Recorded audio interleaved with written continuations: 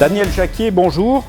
Vous représentez Action Logement et vous allez animer une table ronde dans le cadre du Festival international des métiers de montagne. Cette table ronde, elle se déroulera le 20 novembre de 15h à 16h30 et ça sera un sujet ô combien important pour les gens qui viennent travailler en montagne. Ça sera le logement des travailleurs saisonniers. Est-ce que vous pouvez nous en dire un petit peu plus sur la thématique, même si on l'a déjà appréhendée, et puis sur les participants à cette table ronde? Oui, bonjour. Oui, l'année 2020, pour l'ensemble des acteurs et les travailleurs saisonniers, a été une année de galère, avec cette crise sanitaire qui n'en finit pas. En mars déjà, la saison a dû être écourtée, la saison d'hiver, et les saisonniers se sont trouvés dans des situations particulières. Donc il y avait déjà là un problème de logement dans cette situation nouvelle. Et puis, au printemps et en été, avec le confinement, eh bien, ce sont tous les aspects liés à l'agriculture, au tourisme, à l'hôtellerie, la restauration, au thermalisme, qui ont été touchés et qui ont été paralysés. Donc, de nouveau, des problèmes pour l'ensemble des saisonniers.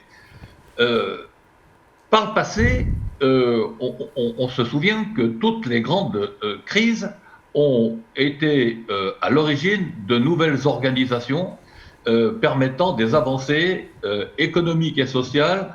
On pense par exemple au congé payé en 1936.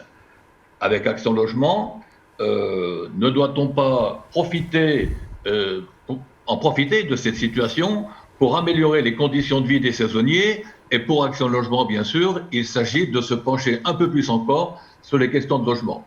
Alors de cela, bien sûr, nous en parlerons le 20 novembre à 15h à l'occasion du carrefour que tiendra Action Logement. Plus d'1 million de saisonniers en France représentent donc un poids économique très important.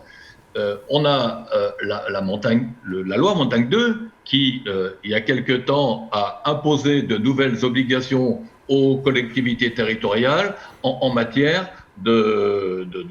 d'équipement, en matière de logement, en matière de conditions de vie. Et ça, c'est important. Et dans ces conditions de vie et dans les obligations qui sont données par les directions départementales du travail, le logement est une partie importante. Alors, à partir de là, la crise sanitaire, la distanciation sociale, il ne sera plus question d'empiler les salariés dans des foyers ou dans des espaces qui sont vétustes. Il faudra donc de nouvelles règles. Alors, de nouvelles règles, de nouvelles dispositions ont aussi été apportées par Action Logement à ce niveau-là.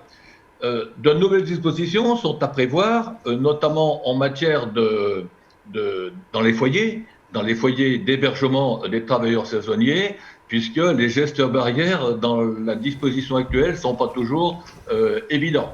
Alors, à cette occasion, Action Logement a débloqué des fonds importants, des aides importantes pour aider au logement des saisonniers, notamment en louant des gîtes, en louant des auberges, en louant des espaces qui n'étaient pas jusqu'à là attribués aux saisonniers.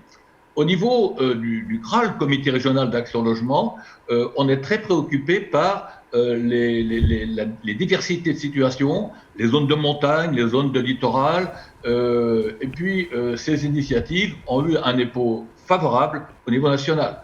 Alors, si avec Action Logement, on en profitait pour améliorer significativement les conditions de travail et de vie des saisonniers, ça serait peut-être une bonne idée en ce moment.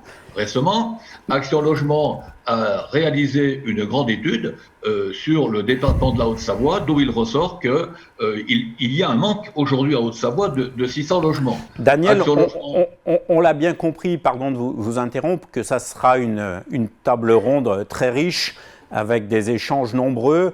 On espère qu'il y aura beaucoup de participants qui seront là, puisque c'est un problème qui concerne les employeurs, qui concerne les habitants, qui concerne les salariés, bien évidemment. Donc je rappelle, cette table ronde, le vendredi 20 novembre de 15h à 16h30. Pour participer à cette table ronde, vous allez sur le site du FIM, vous inscrivez à la table ronde, vous recevrez un lien à activer pour participer à la table ronde et bien évidemment, vous pourrez poser des questions par écrit pendant la table ronde aux intervenants. Daniel, merci. Rendez-vous le 20 novembre. Merci au 20 novembre. Bonne journée.